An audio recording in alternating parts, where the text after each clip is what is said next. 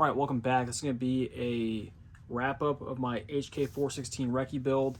I have a previous video on this rifle. I'll drop that in the description so you guys can watch that if you like.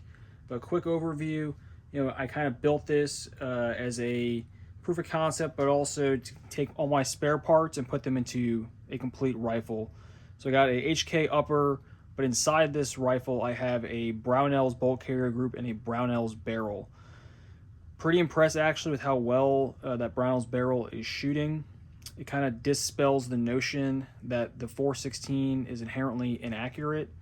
Kind of removing that variable, because the question always is, does HK just make really, really good barrels, and is that why this gun's accurate, or is there something to this system?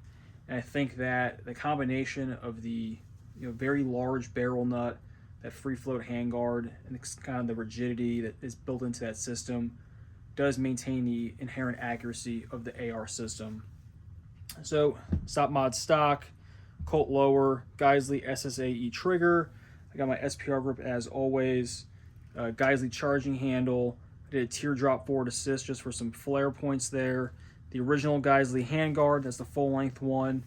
I got my Harris bipod as always. I have a Knights MAMS brake. This is a very effective muzzle device. It really does that multi-axis muzzle stability, as the name says. And then I have on top the Night Force 2.5 to 10. That's with the mill hash reticle.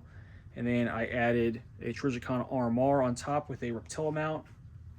I like this mount because it gets it lower to the optic, and I just added the 2.5 millimeter spacer there. So that 2.5 millimeter spacer pumps it up just a little bit. Could I use another millimeter? Yeah, probably, but it is getting the job done pretty well. On top, I have the adjustments written to bring this scope back to M855 because I just shot a match with some 77 grain TMK. Still using PMags. The PMag 20, it presents the round at a consistent angle with the least amount of the tip of the bullet smashing into feed ramps, and that makes you just shoot more accurately.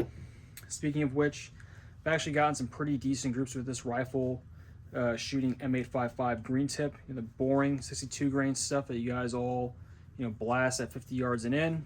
No issues putting up a tight group with this rifle. And then today, when I grouped the gun with the 77 grains, I was just under a minute. So we're gonna roll some match footage so you guys can kind of see the rifle performing, but I really had no issues out to 700 today. 600, 700, it becomes a little bit challenging with wind, but the accuracy is still there.